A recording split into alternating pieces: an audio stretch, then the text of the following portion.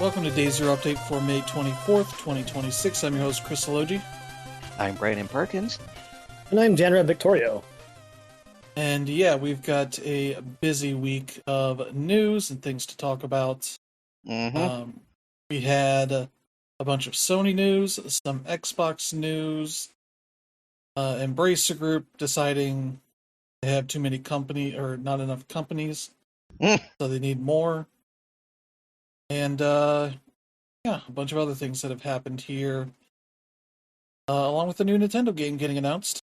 Maybe not for the platform you would expect, but there you go. But before we get to that, we'll talk about what we've been playing, and I'll kick it off here with the big thing I've been playing is some Subnautica 2, which is out now on PC and Xbox in early access. And yeah, it is the newest Subnautica game where generally in these games you are part of this human spaceship that crash lands on these random planets that all happen to be mostly water-based. Yep. From what we see.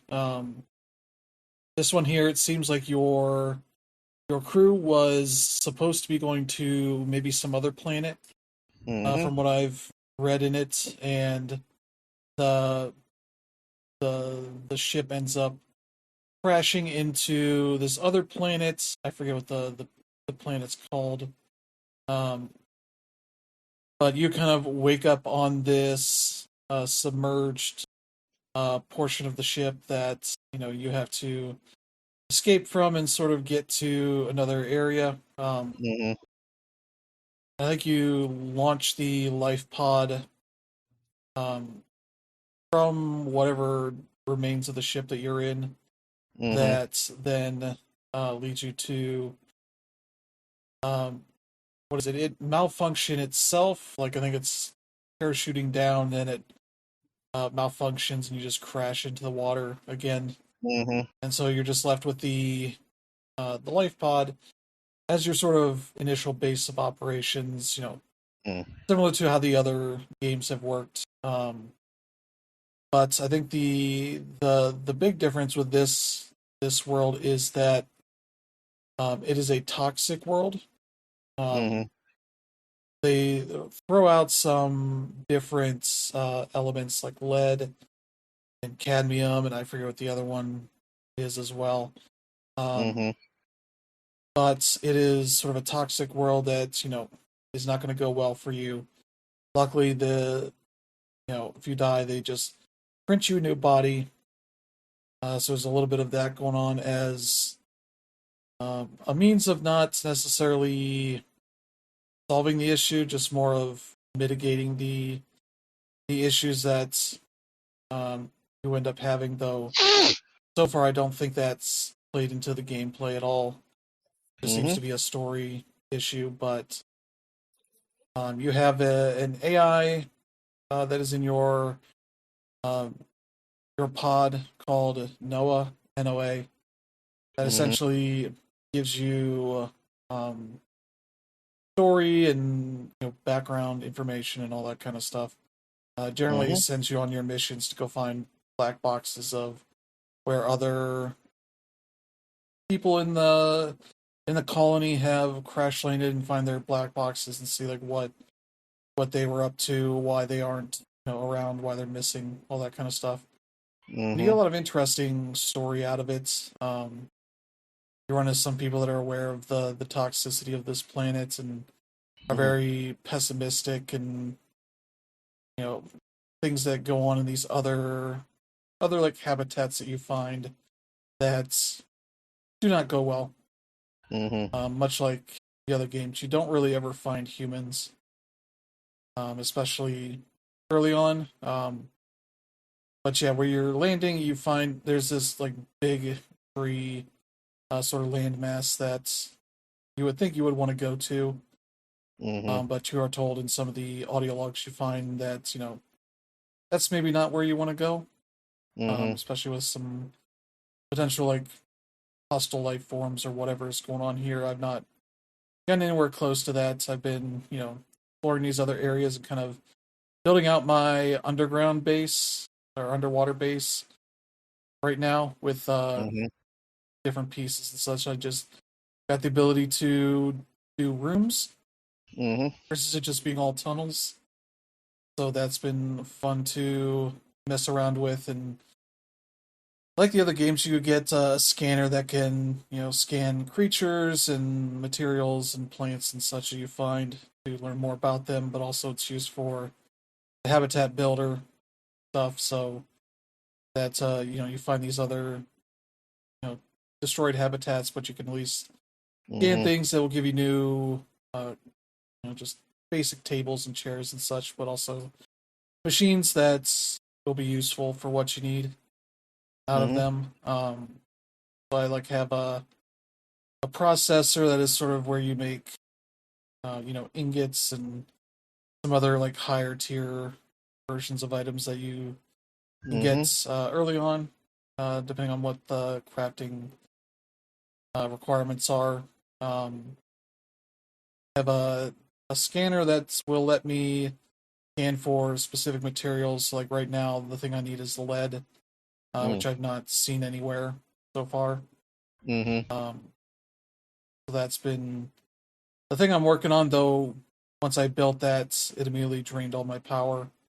It was at nighttime, and the only power source I have at the moment is solar panels, which even at night gives you a little bit of energy, but what I've got in that pod, or in that home area, is some of the basic machines, the fabricator and all that, and some places to store excess materials and such. It seems like what they're doing here is some pretty interesting stuff, along with the way they're doling out story and making the area kind of look really nice. Even on my newish PC, I've been able to get it to run pretty well for most of the tweaking I've done, and it still looks really nice even on lower settings, which I did when I was streaming it. And yeah, they kind of give you they kind of get you going earlier in this game versus the other two kind of being a little slower paced. You generally get the Noah pinging you for, updates fairly often. As I play, let's see, about 5 hours or so. And generally every 30 minutes or so to point out a new place you should go and visit.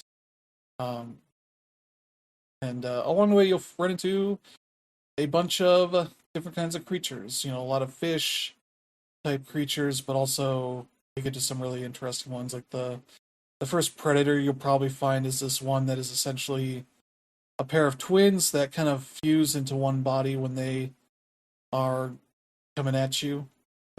Essentially, fuse all their organs together to form into one single body creature. But when they're kind of just floating around, you can see they're kind of two halves that are kind of just hanging out next to each other, almost like a biplane kind of look. But I've run into some that are more eel-like that chase you around and all that. As well as there's a big giant crab that has some big coral or rock on its shell that gives you the idea that there must be something bigger and nastier that this thing's protecting itself from. I went to a different area and kind of ran into some shark-like creature that I found a few of. It had me kind of darting between different habitats to kind of have some safety from it. But yeah, it's been pretty fun that been exploring and doing all that kind of fun stuff. So that's been nice. It has co-op in it. I've not checked that out, but they do also have cloud save stuff so that you can, I'm guessing, play on different machines and bring that around wherever you need to a little more easily, I assume. They've also posted their early roadmap stuff for the game so far that has a lot of quality of life stuff that they're planning for their first big update. That'll be nice. And yeah, they do have the second big update will be focused on co-op, and they have some more expansion stuff for the future to expand the world with new biomes, creatures, and all that kind of stuff. So that looks like it should be on good footing for the foreseeable future. But yeah, I'm trying to think of what else they have that's kind of new. They do have like this.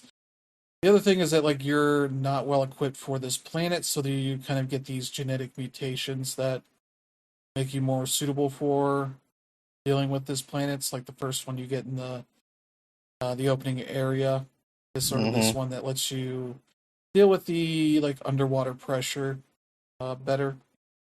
Then I had one because like a lot of the food wasn't edible in my current state, so I had to get a genetic mutation that allows my stomach to handle that stuff. Like the cooked fish and all that. It seems like I want to get one for temperature control because I've gone to some warmer areas that is kind of freaking out about. So that seems like another one too that I'll eventually get. You kind of stick your hands in this weird like I don't know egg sac plant. You kind of get the genetic mutation out of that, and along with that, you kind of get the ability to put these mods on yourself. They give you different bonuses, but the ones I have right now, basically just a like dash kind of move that lets you dodge enemy attacks and kind of just get around a little more quickly. And another one that's when I'm either I think closer to the seafloor, I swim faster, and I think I swim faster closer to the surface of the water. Um, so that's nice, but yeah, been enjoying that so far, and looking forward to playing some more of that. So there's that. That is out now for $30 on PC and I believe Xbox. Let's see the next game I'm playing some more Saros. I've gotten to the second boss, but had a good run at it, but failed on that. But it didn't seem too complicated for what it was, so I'll have to make some more runs at that. Still enjoying that a lot. I played some Time Crisis on the PS5, the PS1 version specifically, that has gyro support on it, and that ends up working really well in the game. So yeah, it kind of comes with that turned on by default. I don't think there's really any other way to play it, though. The one issue that it has is that it's the controls it shows by default are the GunCon controls, because that was a game that used Namco's GunCon controller. They're sort of like gun controller that was just for their games that has an A and B button on it, and trigger and all that. And the way it controls on a DualSense is not laid out in this game. So I had to look up the manual, figure that out, and that's made more sense once I figured that out. I maybe remapped some stuff from there, because I think it's circle and R1 are the main buttons you're using, which use R1 to sort of duck behind cover and also reloads your gun. When you let go, you aim at enemies and shoot with the circle button. That ended up kind of really wearing out my hand, so I switched those to left trigger, right trigger. That made more sense there for that. And I think it also uses triangle just to recalibrate the gyro on it. So, but yeah, there's a few different ways of playing it. There's a story mode, which has a decent amount of gameplay to it. I think if you play through the whole thing, it's maybe like an hour or so long, not super long.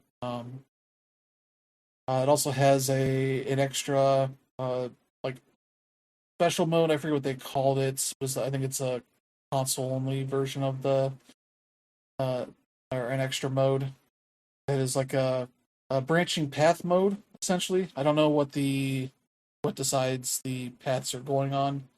If it's maybe time or accuracy or something. But that one took not like maybe 20 minutes to beat. It was like 3 areas. Then it shows you the branching paths you went for that. So I was like, okay, that's neat as like an extra thing.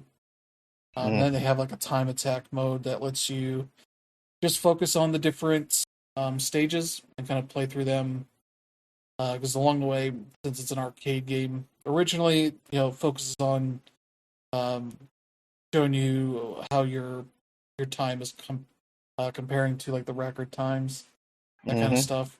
So you're getting a lot of that, and as you finish up areas, it'll add more time to your timer.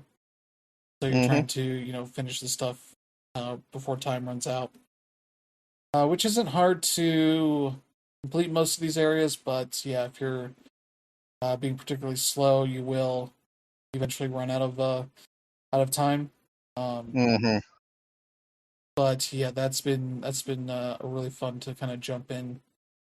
It makes me hope that they use this setup to bring over the other Time Crisis games, the other Namco Lycon games, as well as maybe some of the what was it, Silent Scope 2? I think it was a PS2 launch title. That would be really nice to have on this as well. I don't remember if that used any sort of light gun stuff, but I think you could just adapt it for that. There's a lot of like light guns on PS1 and PS2 that you could certainly adapt for this. It hopefully ends up being the case. If you don't have PS Plus Premium, you can pay $10 for it. That seems like a pretty good price for that game. Otherwise, it's included with PS Plus Premium. No achievements or trophies in this. I think all the Bandai Namco stuff has been trophy free for whatever reason. I think they're the only company that hasn't had any trophies added to their games, so that's a bit of a shame. But otherwise, it's a good game to play for short stretches of time. Oh yeah, Need some time to kill for that, and then but yeah, that's been fun. And Inconbini is the other game I've been playing some of. I think I'm through 4 days on this so far, and I'm really liking it at this point. It is definitely more of an adventure game than any sort of like store management sim. It almost kind of reminds me of what was it, Lake, that came out on pretty much everything in terms of that game. Kind of has enough simulation of delivering mail, especially being set in I think the 80s. For that, and like having the trappings of that time for the tech and all that you have access to, as well as the achievements that it has definitely require multiple playthroughs because there's a lot of little hidden things you may or may not find. Because you'll find a note like on the first night that somebody's lost a ring, and you can try and go look around for it. If not, you'll find a note the next day. Somebody else found it. That's like one achievement that I missed. And there's other things in the game as well. So I'm dealing with like just checking out the newspaper every day, finding different kind of things throughout the game. So I'm just like specifically selling specific things to people that may not necessarily look like they would be able to buy them. So yeah, there's a lot of like extra things that require some time, but I've been enjoying that so far, and hope to finish that up here in the near future. So that's been pretty much what I've been playing. How about you, Brandon? Well, as for me, I'm still playing that one secret game that I still can't talk about, at least not for, well, I won't say anything more than that, even though I really, really want to talk about it because, God, it's so good. But on top of that, I've also still been playing more Splatoon 3, and once again, and but there's just been like a glut of new players that are either really, really good or just absolutely terrible and don't know how to play the game.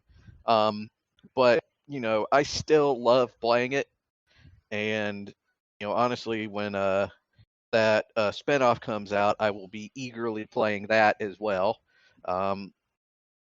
But yeah, so I've been doing that.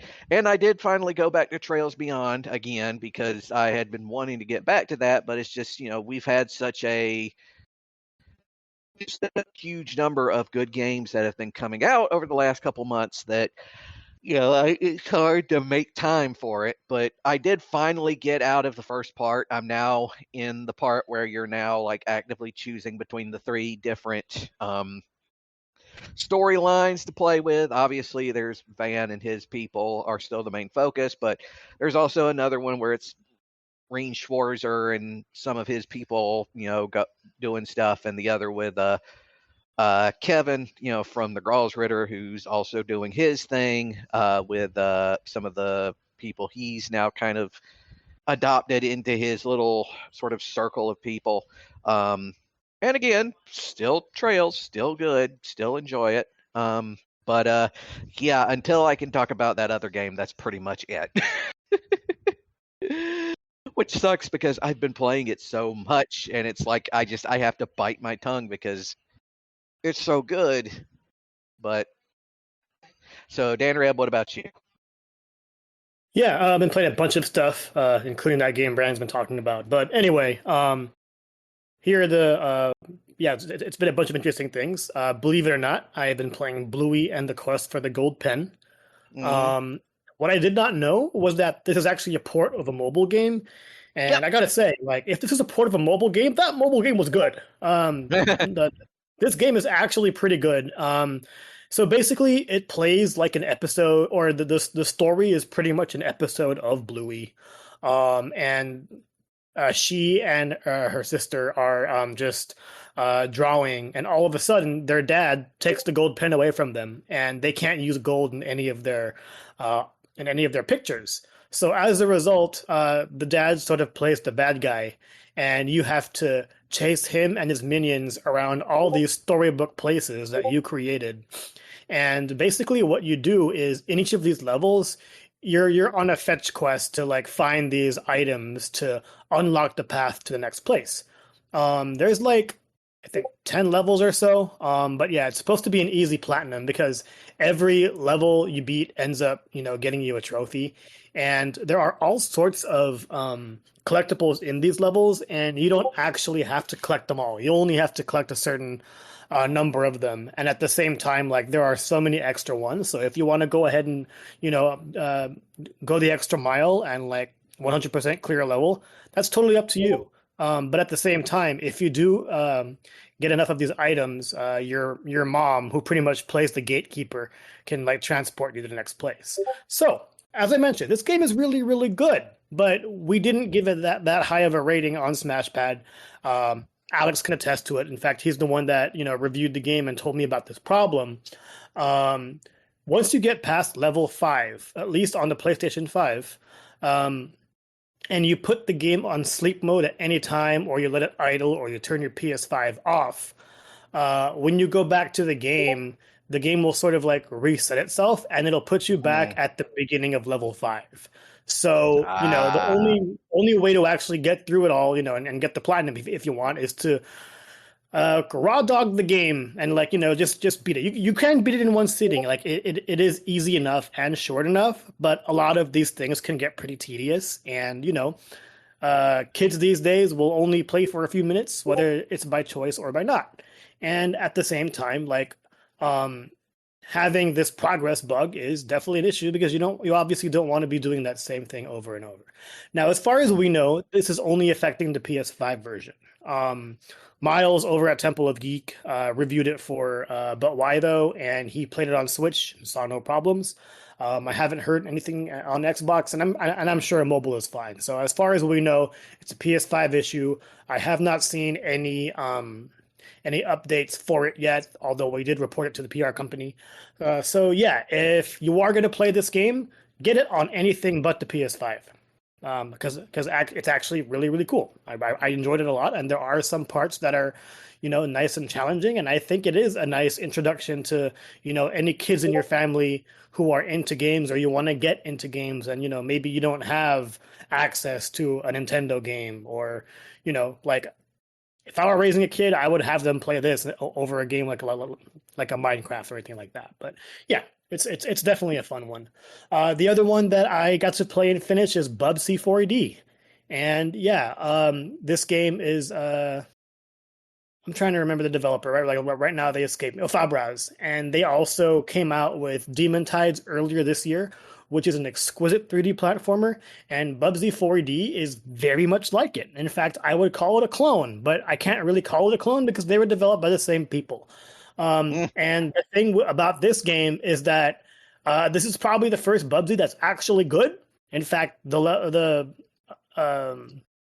the way you control them is pretty phenomenal, especially like when you're comparing it side by side to a game like Mario Odyssey. Like the platforming just works. There are different ways to do all sorts of hacky jumps, and even though the game is short, and let me tell you, this game is short. There are only 3 worlds with 5 levels each, meaning there are only 15 levels in the game.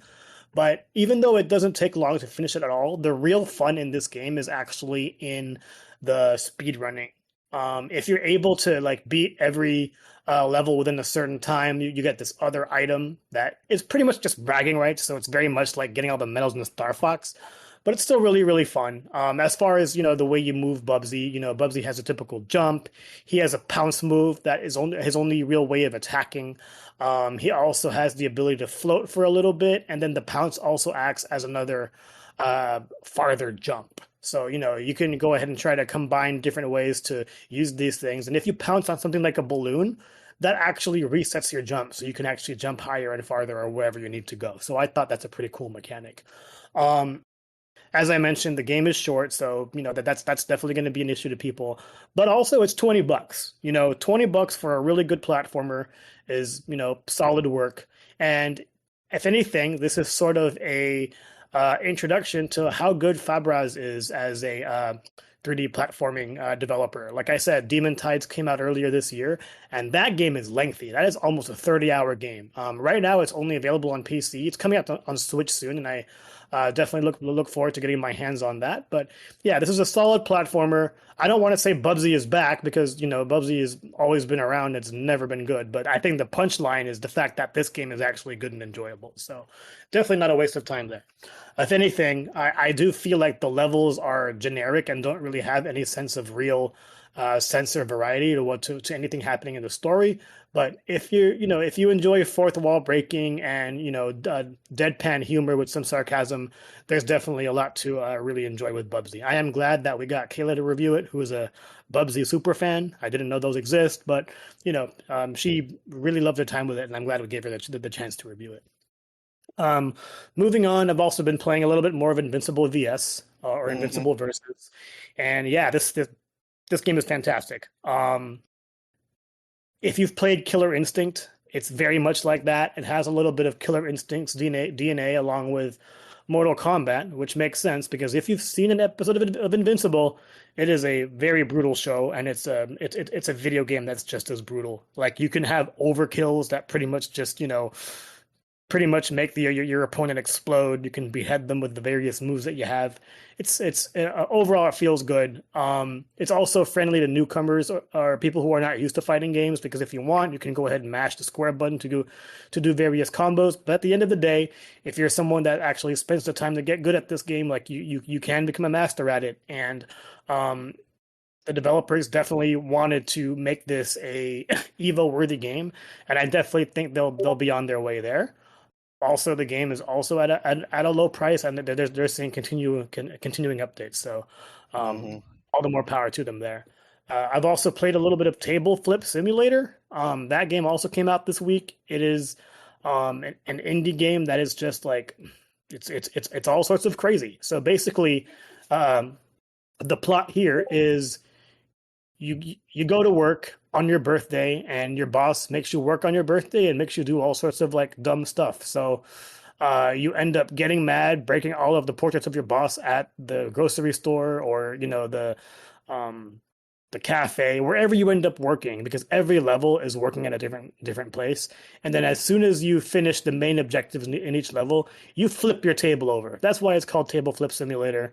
And the epic silliness that ensues is just absolutely hilarious. This is another game with an indie platinum or with an easy platinum that you can definitely really enjoy. So that one's also really fun. Now, my crown jewel right now, I am really enjoying this game, is The Adventures of Elliot prologue demo. That game is going to come out sometime next month. And yeah, as someone that did not really put that much time in the initial demo release on the Switch 2, I really enjoyed what I played out of The Adventures of Elliot demo. So basically, uh, you use this well-known adventurer named Elliot.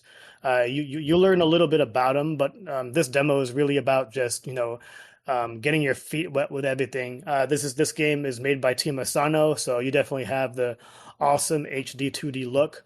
But this game is like not really uh, it's not really a JRPG per se. It's more along the lines of an action adventure, much like Zelda, primarily because like there isn't really any leveling up.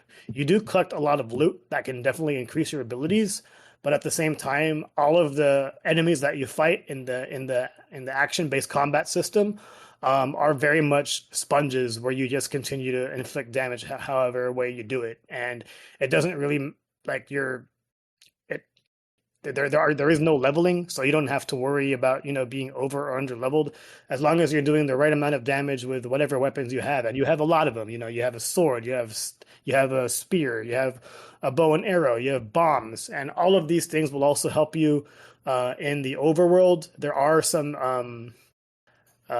shrine-like dungeons where you can get their versions of pieces of heart. Like, yeah, this game is very much a Square Enix take on Zelda, and at the same time, it's pretty approachable too. Like, there is an easy mode if you want to, just swing by things. But yeah, this demo took me over 3 hours to finish, and a lot of people did it in less than an hour. But I explored as much as I could, and even though I took 3 hours and finished the demo, there is still much more to go with this. So I'm definitely looking forward to it. They're playing around with time travel, and that's really nice. And the one thing that really makes this different is uh, it's kind of like, again, I'm going to bring it up again, Zelda, where you do have a companion where, in games like Skyward Sword, like your sword is your companion and they'll talk to you. In Elliot, you have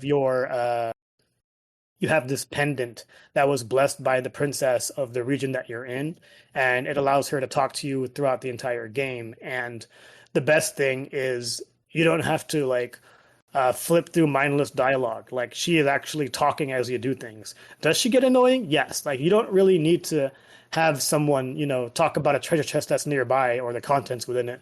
But at the same time, if you don't see the chest, like, it'll help in that regard. And the voice actress for this character, for the princess, does a really good job doing it too. So yeah, I'm really enjoying it. I'm done with it, and I definitely hope to get this into my hands soon, because I definitely plan on reviewing it when we get to it. So yeah, we can definitely move on. And the fight thing is, we're gonna move on by talking about this game. So however you want to do it, Chris. Yeah. So yeah, let's get to some news. And yeah, first up, in case you didn't know, the prologue demo is out now for The Adventures of Elliot, the Millennium Tales, which is on pretty much everything at this point. And the save data can carry over to the full game. I think there's a couple caveats because there's like some parts of it that you can't access for that first area. But as long as you have some save data from it, you can bring that over to the main game and get whatever bonuses come with that. So you can at least check it out for a little bit. I played that first demo they put out. Seemed like a pretty good time. So yeah, that's out. What is that? I think it's June 18th. So not too far away. I did notice that it's streamable on the PlayStation Portal, unlike Dragon Quest III remastered. So Square Enix just pinging back and forth between what they allow to be streamed through the cloud. So that's fun to see. But yeah, that's available now on everything. Mm-hmm. And yeah, we got some Nintendo news. They announced a new game that will be out May 28th called Picto Nico. Free to start mobile game, as they call it here for iOS and Android. Essentially uses pictures from your photo gallery to play kind of Mario or WarioWare-esque kind of games, mini games to it, which they sell more packs of mini games to play with them. I think the max is up to like $13 or $15, something like that, for that. But yeah, if you don't want to share pictures with this thing, then you can just move on and try something else. Especially if you're not necessarily something that takes a ton of pictures, either, from the way it seems that this thing works. So yeah. So are these like WarioWare kind of games that you're putting in here? I never actually watched the trailer yet, so. It seems like that. Yeah, I hope they have a good sensor. Let's say that. It seems like you pick the photos you're including in it. From your I get roll. that, but people picked a lot of weird things. So And I would assume if you're going to do that, you're not playing it out in public, but who knows? But yeah, that's something you can check out here later this week. Yeah, jokes aside, Nintendo always finds a way to make their mobile games like at least interesting enough for you to want to download and try for about 15 minutes. I remember Mitomo, even though I've never played a Tomodachi game, I remember like enjoying my time with that. I've played a lot of Fire Emblem Heroes, a lot of Animal Crossing. So yeah, hopefully this follows that formula. I haven't really seen much here regarding oh yeah, it's free to start, so there's definitely going to be some in-game purchases. And yeah, the main thing with mobile games is that they need to make money, so it's going to be interesting seeing how they do it here. Yeah. So yeah, that's the new Nintendo game that you can check out. Ignore that Yoshi game. This is the new one. Let's see. Yeah, next week will be the start of a Summer Game Fest. And Sony announced that they are going to be holding a State of Play on Tuesday, June 2nd at, let's see, 2 p.m. Pacific Time, 5 p.m. Eastern Time, and then the corresponding times from around the world. So like in Japan, it seems like it'll be at 6 a.m. for those people, but they say it'll be over 60 minutes of news and announcements, with the featured game being Wolverine. Insomniac is definitely hyped up that they're going to be showing up more off about their game, so that's cool to see. Yeah, that's out September 15th, so might as well start showing some of it now that you're less than 4 months away from that. And it seems like if you have an Alamo Draft House near you, they may be selling tickets for that. Free tickets, but tickets in some of those locations to tune in and watch this. That's the way you want to go with things. So yeah, I didn't see this announcement until 10 hours after it was announced, and at least in my area they're gone. So yeah. So there is that. So that'll be fun to see, and yeah, they've probably got some fun stuff that we'll find out with this whole show. Trying to think what else they may be working on. I think there's some chatter that Fair Games may be getting a name change, and then may end up being something that's closer to being shown off than you might expect. But yeah, I'm not sure what else they have in the works right now. But anything here you would like to see, first party or third party, Brandon? Well, obviously, I know we're getting that Wolverine one, and I absolutely want to see that. I honestly would not mind seeing more of Exodus. I know that game's not coming out until next year, but the archetype, they've been slowly but surely sort of out little bits and pieces every week just to let people get a taste of everything, and I've been loving what I've been seeing. I'd also like to see a bit more of Blood of Dawnwalker, because God, that game looks amazing, and I really would love to play it. And yeah, that's just like off the top of my head. I'm sure there's going to be a bunch of other stuff they're going to show. Yeah, how about you, Danreb? Yeah, it's really tough to say. I mean, obviously, I'm a huge PlayStation fan, but they really haven't left much for me to look forward to, especially considering, what they've come out with lately. I know Mm-hmm. Soros was definitely a game to talk about, but yeah, we just don't know what's really coming. And we've been left in the dark. All we've been hearing lately out of PlayStation are things like price increases and studio closures. We're going to talk about another, cancellation later, and it's just, it's upsetting.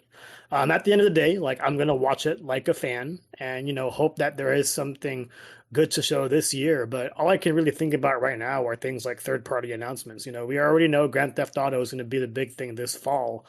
But aside from that, I don't really know what else to look forward to. Brandon already talked about, Blood of Dawnwalker. There was already a huge feature in Game Informer about that, so I don't even know how much more we can talk about. But yeah, I am hoping that maybe we see more of whatever is going to be shown on Dragon Quest Day to on and have it be put on State of Play, because I feel like it's always good to talk about more Dragon Quest and events like these.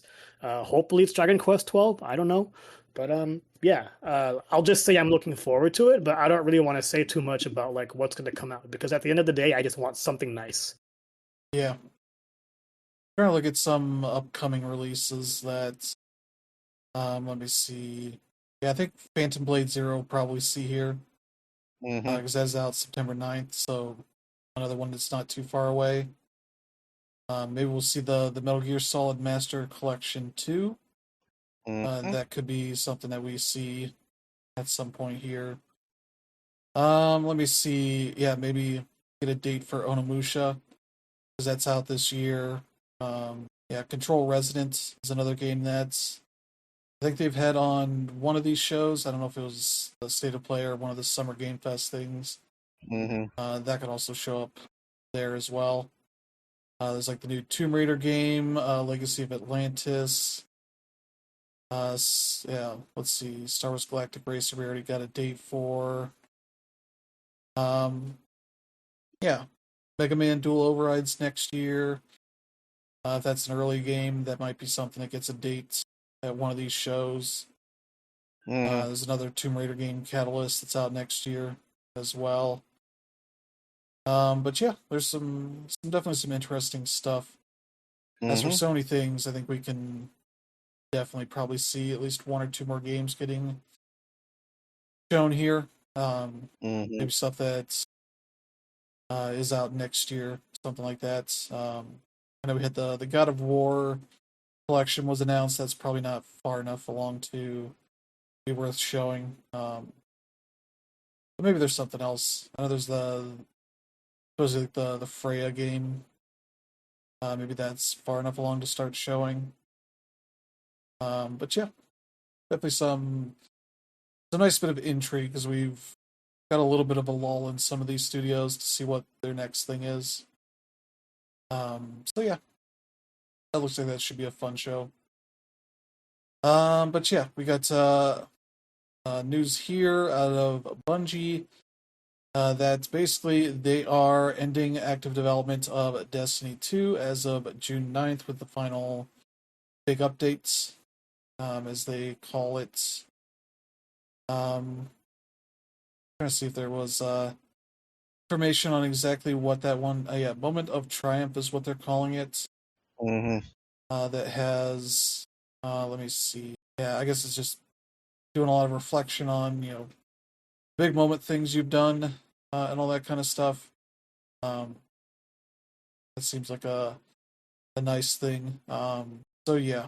Um, but yeah, it's seems like they are done working on this, because they've kind of been winding down on development for a while. After they put out Mm-hmm. the final shape, that was sort of their big conclusion to the big storyline stuff they've been doing in Destiny 2. They've been doing more smaller story update stuff for that. On a bit more of a more often cadence, more shorter cadence release schedule there. That it seems like it's been doing all right, but probably not enough to keep going at the pace that they've been going. It seems like the expectation that has been going around is that they may start laying people off around when this update comes out because they don't have another project in the works just yet, but maybe something will happen on that front between now and then. Yeah, I'm sure some of them will probably be transferred over to Marathon, but yeah, well, that game seems to be doing pretty decently, so that'll be fun. They put out a big post on Marathon, basically a lot of their plans for future updates, and they seem to be having a lot of ideas for ways to kind of offer ways to play for various types of people that are playing it. So like the sickos can have their sicko mode, but also maybe have some more PvE type stuff for the people that don't necessarily have the time to uh, fully dive into that game. Maybe have some more lower stakes stuff in there as well, which all sounds like pretty good time there. That's I think it will definitely get me more into that game. But yeah, it's really unfortunate stuff. Like the main thing here for me is that, and again, I'm not even like into the games that Bungie makes, but I do know that Destiny is not Marathon, and it's actually really impressive that Marathon took off the way it did, and Bungie definitely deserves the flowers to make that happen because that's definitely some hard work. It's a very different game. That being said, like a lot of the changes happening to Marathon are, for the purpose of making it more. Yeah, it's definitely going to be for the wider market, but at the end of the day, it also loses some of the identity that it had. Granted, it's for the greater good, but I do know a few people who are, leaving Marathon because of these changes.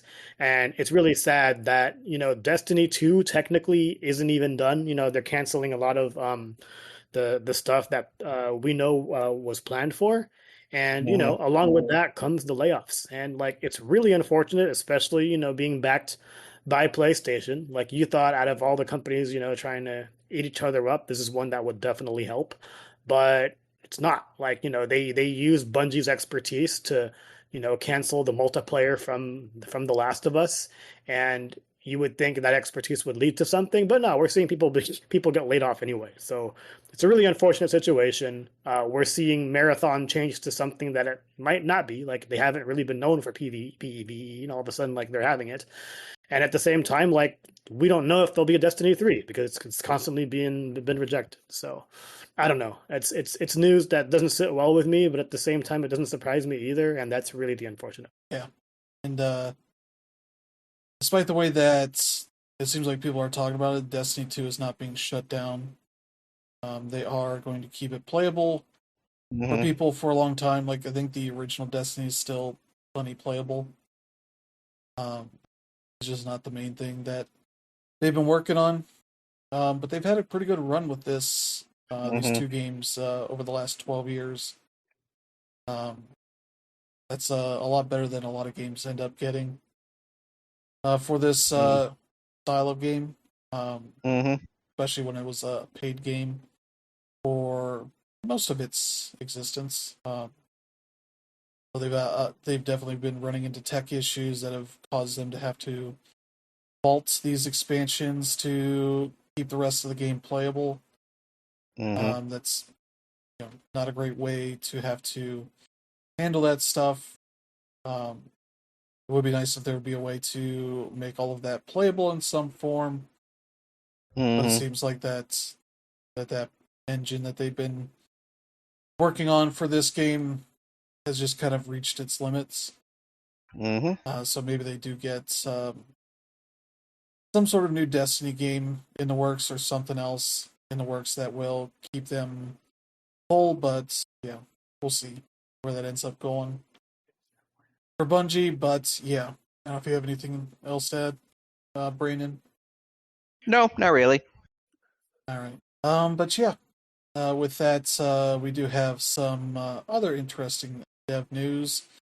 Devolver Digital ends up being the first publisher to blink at the thought of releasing a game right around Mina the Hollower. Have pushed their game Dark Scrolls from May 28th to June 22nd.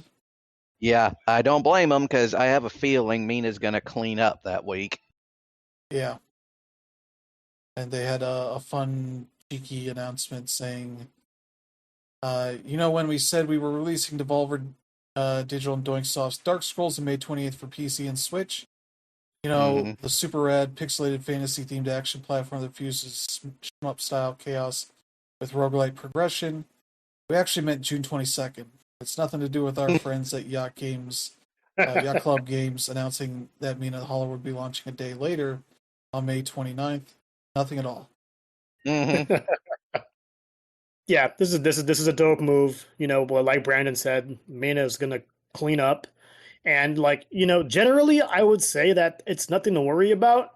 But at the same time, yeah, I totally understand the whole look of the Game Boy graphics. Although one is a 2D side scroller and Mina is not, but at the same time, Mina is a game that's over 30 hours. So yeah, I'm pretty sure that will take up a lot of the time here. And you don't want to buy a game and not play it, right? So hopefully, this June spot is a good spot for them. At the same time, it's always funny seeing people move out for a another game and actually mean it, and I think they actually do. So yeah. So yeah, that game still looking pretty good. Absolutely. But yeah, people get a little more time to wait on that one and be able to play Mina the Hollower, 007 First Light, whatever is coming out this week that interests them instead. I'm trying to see what else is this week. Yeah, Blue's Quest for the Gold Pen. My Little Puppy, or I think that might get delayed. But yeah, there's a couple other things there. But yeah, that's one you have to wait on, as Devolver Digital just doesn't want that smoke. So there you go. Yep. And yeah, there was another game that was going to come out this week as well, Wandering Sword. This was supposed to be out, I think, May 28th as well. And they said, you know what, we're also going to delay the game, but also we're going to delay it to January 21st, 2027. So I don't think it had anything to do with Mina the Hollower. It just seemed like they needed more time to get it out and ready for launch. And now they've also said that I think it was just going to be PS5 and PC for launch.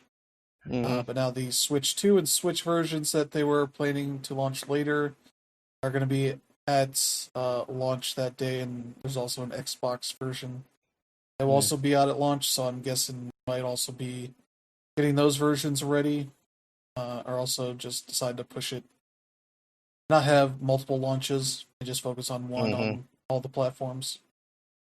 Probably makes sense. Because yeah, this is a wuxia RPG that has been in the works for a while now, and kind of has the HD 2D look to it. So, but I think the combat style is more of a strategy RPG, kind of grid based kind of thing. So a little bit different there, but otherwise the style is not too different from a lot of the Square Enix stuff these days.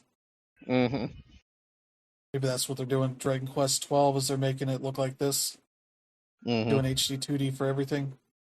Yeah, but yeah, so that one you have to wait until early next year. That might be a better time for that game. But yeah, there you go. Let's get to or no, we got a bunch of date stuff here. Anything you're interested in, Brandon? Well, Dark Scrolls definitely looks interesting, but Mina comes out that week, so that's pretty much going to be my focus there. But Dark Scrolls does look pretty neat, though. Yeah. Well, that one got delayed. Yeah. You don't have to choose. Yeah. But, not really. How about you, Dan? Yeah, none of these really tickle my fancy here. We talked about Adventures of Elliot. I am definitely looking forward to that game. But aside from that, it's just smooth sailing for me. Mm-hmm. All right. So, yeah, let's get to some industry news. And we talked about Subnautica hitting 2 million copies sold in its first 12 hours. Now we know in its first week it hit 4 million copies sold, which is, still a lot. That is a great first week for a game that's whose publisher did not really want it to come out anytime soon. Tried everything they could, even asking AI to help them stop it. And instead, they've got a very successful game on their hands. So, yeah, that's great to see. So, yeah, got, and they had to get that, and it basically forced Crafton to give them that bonus. So, yeah, they will have to whenever that needs to be doled out. and I'm glad that the game's doing well. Yeah. So yeah, there you go. It's a fun game and well worth checking out. But yeah, we got Hasbro here, who's coming off of Baldur's Gate 3, doing incredibly well, and them and Larian decided to now work on Baldur's Gate 4. So Wizards of the Coast's like, fine, we'll do our own D&D game. And they hired the studio Giant Skull, which was founded by Respawn veteran Stig Asmussen, who also directed God of War 3, to work on this new D&D game, and that was less than a year ago for that announcement, last June, so almost a year, but they've canceled it since then. They're working on an action-adventure game set in the Dungeons & Dragons universe, which they deemed a definitive moment in both companies' gaming ambitions. But seems like Wizards of the Coast decided, we don't think this is going anywhere. So now Wizards of the Coast is left with not much else going on, gaming-wise. So that's a great time for them. Yeah. Always making the best decisions for D&D. Oh, yeah. But yeah, Stig has a statement here basically saying, like, things are good at Giant Skull right now. So I don't think they're in any financial trouble just yet. I assume Wizards of the Coast pay whatever they had to pay to get out of this deal. And move on, so that luckily it doesn't seem like they are under threat of shutting down. So hopefully that stays the case for that. So we'll see. But yeah, so there you go. Fun times for Hasbro. Oh, yeah. Let's see. Then we got some Sony news. Some more Sony news. Seems like they are done bringing their single-player games to PC, as Herman Holst has told staff in a town hall earlier this week. Basically seems like with the PlayStation 6 on the horizon at some point in the next couple years, they are no longer going to be putting their games on PC, at least the single-player stuff. The live service stuff will still continue to be coming to PC for the time being. And sort of pull back to kind of, reinvest in exclusivity for their platform, which makes sense for the way they've been running things for a while. Because it adds, extra work for the studios that probably spend some of their time working more on updating those games, work well on PC, and now they can just fully invest in whatever PS5 and PS6 work that they're working on for the time being. So, yeah, making the move that Xbox may end up making as well at some point. But Xbox, they own Windows and the Xbox, so they have the more trouble there trying to pull back on anything.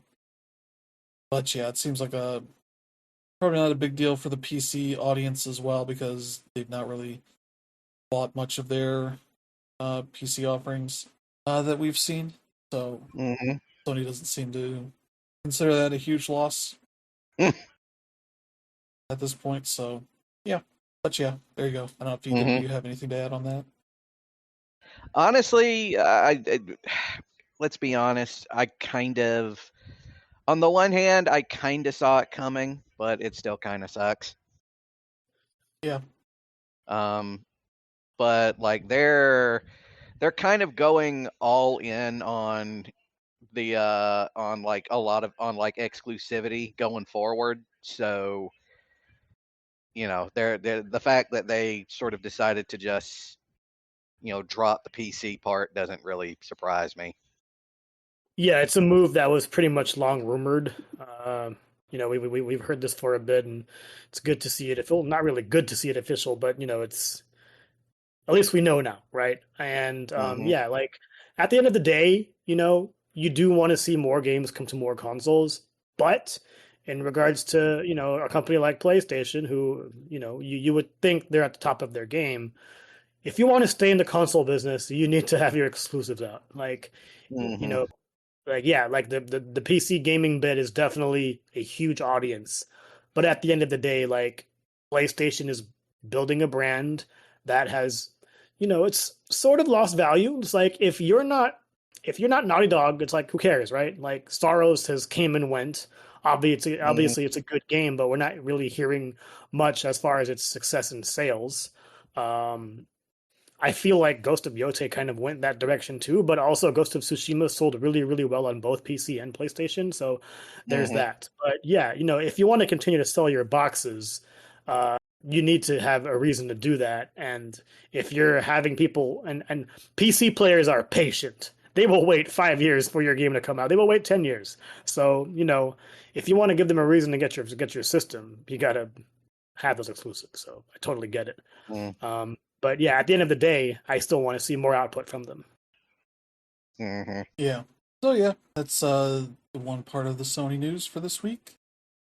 The next one here, they are raising prices on the 1 month and 3 month tiers on their PlayStation Plus offerings. So it seems like for Essential, it's going up from $9.99 to $10.99.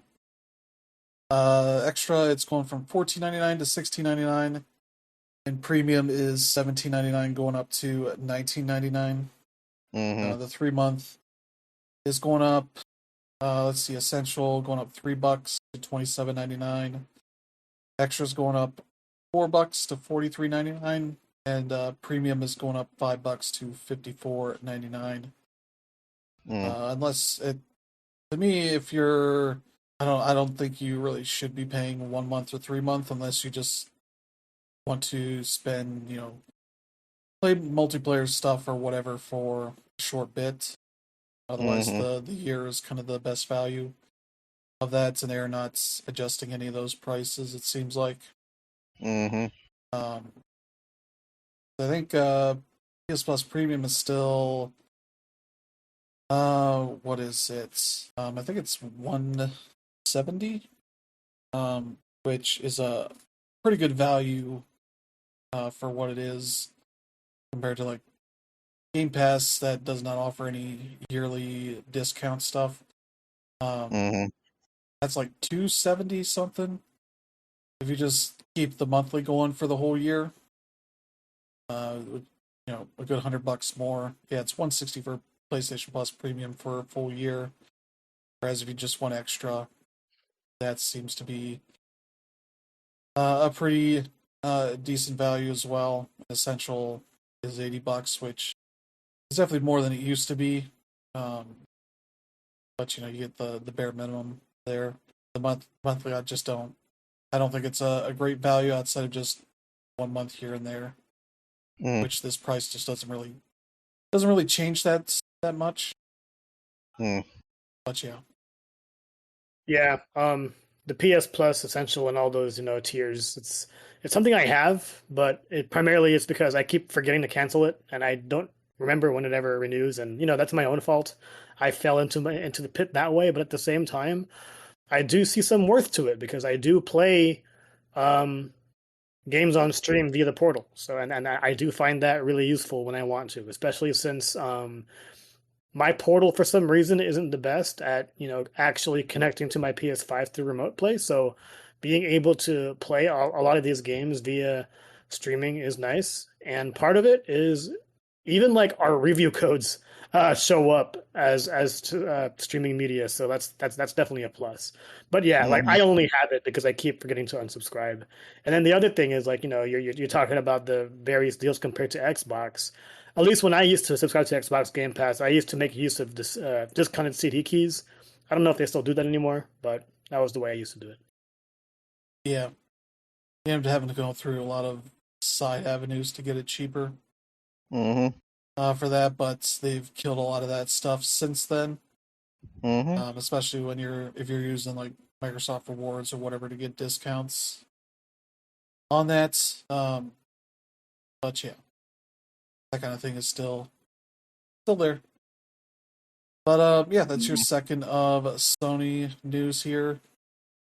And the last one here is that Sony, much like Nintendo, is being sued for alleged what they call double recovery windfall from tariff refunds. I don't know if Sony has even gotten a refund from the federal government yet, but they have been sued by customers in California, alleging the company is set to obtain a double recovery windfall as a result of the Trump administration's IEEPA tariff refunds. Yeah. We'll see if this ends up going anywhere. I don't know that the value would get out of this as like a potential like class action suit would really be all that much. Because yeah, I think the only price increases they've really done have been on the hardware end, and for most people that they pay that once and then move on. But yeah, they're trying to classify this as a nationwide class suit. So yeah, but yeah, we'll see if this ends up going anywhere, much like the Nintendo lawsuits. But for now, those two are dealing with this, and I assume somebody will be going after Xbox. Maybe people don't care. But I figure you might as well go after them because Microsoft has plenty of money to throw around. Yep. I might as well use that to go to this next story here. Microsoft is paying $250 million to settle a lawsuit over the Activision Blizzard acquisition. Particularly, this involves a lawsuit from a Swedish pension fund, claiming that the $69 billion that Microsoft paid to acquire Activision Blizzard was actually too low. They sued Activision Blizzard and its CEO Bobby Kotick, claiming the deal was rushed to avoid fallout for the sexual misconduct scandal the company was embroiled in at the time. Yeah. To which Microsoft said, "We have plenty of money. We'll pay you off for this," and paid off a settlement of $250 million. That is a lot of money.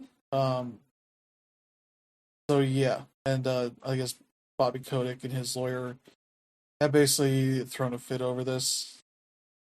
Yeah, part of the filing here from Kotick's lawyer says Mr. Kotick intends to shine a light on the gross misconduct of the activists who invented the false narrative of misconduct at Activision, and to expose the relationship between those activists and AP7, which is the Swedish pension fund here. The courts and the public should be aware of the abuse of legal process through which AP7 regulators and union activists brought false and wholly unsubstantiated claims against Activision and Mr. Kotick. So while Microsoft is like, here, take this money and go away, Bobby Kotick seems to want to fight this thing, and good luck with him on that. His claim people are lied about the sexual assault stuff. And it's like, sure, if that's the way you want to go ahead and try and claim there's a bunch of false flag attacks on your company. It seemed like a lot of smoke that there's no way there wasn't any real truth to that. Yeah. Yeah. Yeah, through the settlement, you could absolve yourself of any actual blame on that anyway. It's not like Bobby Kotick doesn't have plenty of money anyway, so. Yeah. But yeah, there you go. I thought we would be able that now that he was gone from Activision, we would never have to hear about him again, but nope. No, he is like a polyp on the ass of the gaming world. He just will not go away. Yeah. But yeah, if you want him to go away, you could maybe use this new Xbox feedback portal that they have set up to voice your top requests for the Xbox, whatever, admins to collect and send to the tech teams and whatnot for things they want the Xbox team to be, updating on Xbox and the way the company should be run and all that.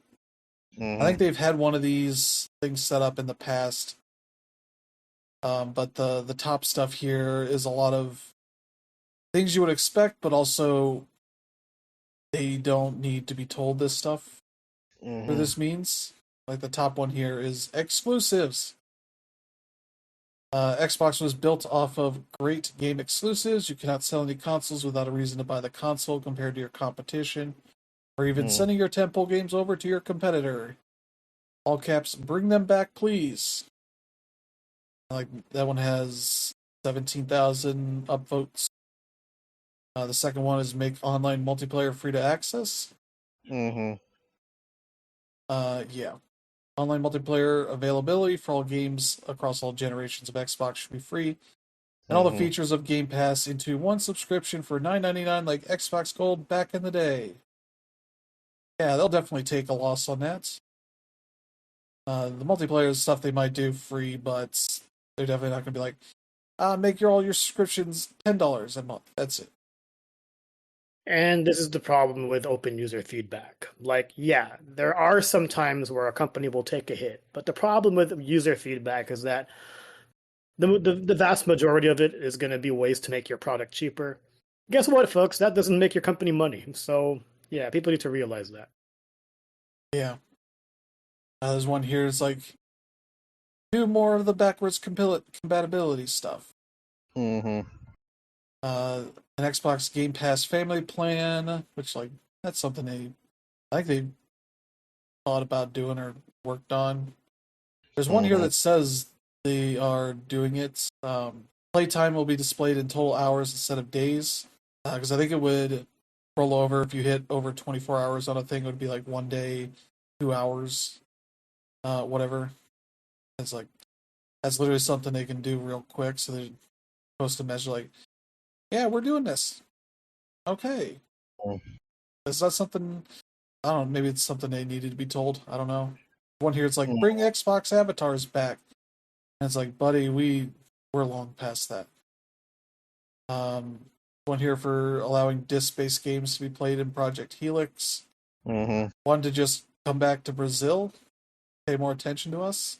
One for HDR dashboards. That's something they could probably actually work on. One for like Arabic localization.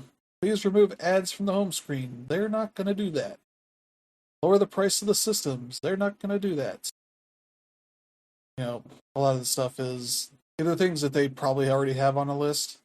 Okay, here's one. Cancel PS5 games. Bring exclusives back now. Like, yeah, they're definitely going to do that. So yeah. It's got, one of those things where like they probably already have most of the stuff on their list of things to consider. But I don't know that they're necessarily going to act on these. But then they can go back to this and be like, hey, we've listened to you. We are going to go back to exclusives. But yeah. So there you go. There's your Xbox news for the week. Mm-hmm. Let's take a trip over to the Embracer Group, because they've decided that having 3 companies is too few. Yeah. They're splitting up one of their companies into 2 companies, so they have 4 companies now under the Embracer Group umbrella. So they are spinning off Fellowship Entertainment. That means, they have Fellowship Entertainment, Coffee Stain and Friends, Asmodee, and Embracer. So I think this means all the, Fellowship Entertainment is being positioned as an IP-led entertainment company built around game development, publishing, and licensing. The spinoff will become the custodian of major properties such as Darksiders, Dead Island, Kingdom Come Deliverance, Metro, Remnant, The Hobbit, The Lord of the Rings, Tomb Raider, and others. I'm like, if your Fellowship Entertainment should just be Lord of the Rings stuff. But I don't. Again, that's why this stuff is so stupid. But yeah, in their note to investors, they said the separation will provide sharper management focus and clearer accountability. We'll have 4 times the managers of these 4 different entities. I don't know. Yeah. They're dealing with the fallout of buying up too many companies, too many properties, too many things they have to manage, and now have to, in this time where everybody is downsizing to some degree, they have the most shit to try to slim down and downsize and do whatever. So yeah. The Fellowship Entertainment has these studios: 4A Games, Crystal Dynamics, Dambuster Studios, Dark Horse Media, Eidos Montreal, Fish Labs, Flying Wild Hog Studios, Gunfire Games, Middle Earth Enterprises, Red Octane Games, and Warhorse Studios. Fellowship will also create a new publishing group that will include employees from PlayOn, parent company of Kingdom Come publisher Deep Silver. They're tied into that. Embracer will remain the home of notable studios, businesses including Aspire, Beamdog, Crazy Labs, Deca, Demiurge, DPI Merchandising, Limited Run Games, Milestone, PlayOn Partners, PlayOn Pictures, THQ Nordic, that itself has 35 studios and subsidiaries, Tripwire and Vertigo Games. And that one keeps the franchises Arizona Sunshine, Biomutant, Destroy All Humans, Desperados, Gothic, Killing Floor, Kingdom of Amalur, MX vs. ATV, Reanimal, Ride, Screamer, Titan Quest, Wreckfest, and others. So you can memorize all that. You can keep that all under control. I don't know. Embracer Group is spinning wildly out of control. Maybe they'll just sell one of these entities off. I don't know, but that's where Embracer Group is at. Here in the year 2026, we'll see where they go next. But yeah, we're going to end here with one story of a company that may be worse than all the others we've talked about. Valnet, who owns many gaming sites. Oh boy, here we go. Yeah, they own Polygon now, Game Rants. I guess they own Open Critic, though that must be easy because there's nobody to do anything there. But for the site runs, Collider and a dozen more gaming technology and lifestyle websites. Is known for not paying its people well. They found a way to pay them even less, as they've asked people to sign new contracts at the Gamer, at least right now, as of May 21st. That's trying to break new ground when it comes to this sort of exploitation in the gaming media space. Because, before I think you just got paid a flat rate per article, and if it somehow broke out and did really well in terms of views, you would get a bonus on top of that. They've said, what if we don't give you a flat rate for writing new articles? Instead, they would reward top performing articles. But based on the details here, the performance structure would also result in writers not being paid at all if their articles do not meet a minimum threshold of views. So yeah, that's kind of the thing that they're doing here. Yeah, we got this stuff out of uh, freelancer, and I think currently working mostly at Game Guides. I think it is Lex Slutty. Saying that, yeah, they issued new contracts to writers at the Gamer, instituting a minimum article viewership threshold for payment. Most writers already have pay tied to article performance, but this new system would mean that if a piece didn't get, X number of clicks, you wouldn't be paid for it. Pay-per-view bonuses in the previous contracts were additive to base pay. These new contracts will see pay based solely on viewership, where you need a minimum to get any money, which is, a real bad way with the way things are going with SEO. Because Google's system kind of just whittles the chances that, anything becomes big purely through there. Yeah, it seems like the management for people at the Gamer were not included on this before they were sent out. So Valnet's management kind of went over the heads of the management at the Gamer. Yeah. And so, yeah, after a day-long revolt in the company's Slack, many of the Gamer's Permalance staff believe that the issuing of these contracts are a form of soft layoffs, as most people would rather leave for other places than sign these kind of stupid details or these stupid deals. So yeah, this is a real low blow for a company that you already don't expect much out of them. So yeah, that leads to a really fun time. Yeah, I mean, I don't even know what to say to this. Obviously, our opinion of Valnet is not a high one. We sort of work through them because of OpenCritic, but there is really no benefit there. Maybe some of the traffic from our OpenCritic reviews get to us, but other than that, it's like, it's just tough seeing them make all these just weird decisions and alienating everybody that gets involved with them. A lot of our newer writers are here because of what Valnet has done to them, and it's unfortunate. Like, I'm a freelancer myself, and they are one entity that I will never want to have any of my pieces on just because of what I've heard from so many peers in the industry. A lot of them write for this site. So yeah, it is just really unfortunate. And, I wish that I could do something to really help, aside from, offer another place to have a byline. But at the same time, like, we don't pay people. We're here for, the passion and the fun of it. But just hearing about all of these situations when they affect a lot of our friends and our peers in the industry who are trying to make an honest living but can't, it sucks. And unfortunately, like, for people trying to get in, it's just something that I don't, condone or really try to encourage people to do, because if you're doing what we do, it's because, you love what you do. And at the end of the day, it's like we have our actual full-time jobs to also go back to, assuming that we do have them, because everything just sucks right now. And Yeah.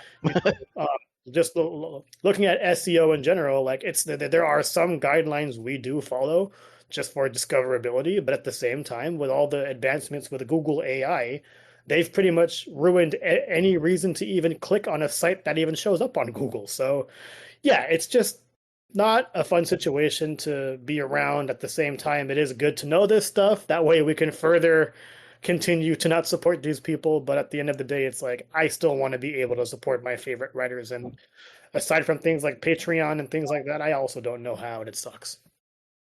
Yeah. I don't know if you have anything to add, Brandon. No, not really. Tanrip pretty much nailed it. There ain't really much to add to that. Yeah. But yeah, I think we're gonna end that there. There's really not much else to talk about. Just depressing to have that kind of thing happening there. So yeah. But yeah, we'll do that. That'll be it for the show. Thank you to Brandon and Dana for joining this week. Always. Yeah, we'll be back next weekend, which will be the weekend before Summer Game Fest. So that'll be fun to have the last show before we know about a lot more things that'll be coming out throughout this year and probably into next year as well. Get to see Jeff Keighley talk about random indie games on Steam that did well. Yeah. While a bunch of other games did not. Yeah. But yeah, I'm trying to see what else is coming out this week. Yeah, there's Lumen Tale. 007 First Light is out this week. Weirdly enough, it's out basically tomorrow night, essentially, because if you pre-order it, you get 24-hour early access. So basically, around the time that reviews might be going out for whoever got it, you'll be able to buy it anyway. It's not even one of those where you pay for an extra, higher tier edition to get it. It's just the base edition, so that's at least the nice thing there. Let's see, Blues Quest, and maybe my Little Puppy. I've not heard anything about that. I think that ended up getting delayed on the consoles. I could be wrong. Let me double check. No, seems like that might actually be happening for PS5 and Switch, so that'll be fun. That's a one game that looks nice, and then you find out the dog is in heaven. So it's a dead dog. That's sad. Oh man. Oh shit. But it has a fun time in heaven. But yeah. Yeah, there you go. That is going to do it for the show this week. If you enjoy the show, feel free to let friends and family know they should check it out, and select strangers that are also interested in seeing what new things they should be checking out later this year. But yeah, and then by the time we do the next show, we'll almost be in June. It'll be May 31st next Sunday, so that'll be fun. So yeah. Thank you all for tuning in. We hope you have a good week ahead. We will see you all next time. Have a good one. Bye.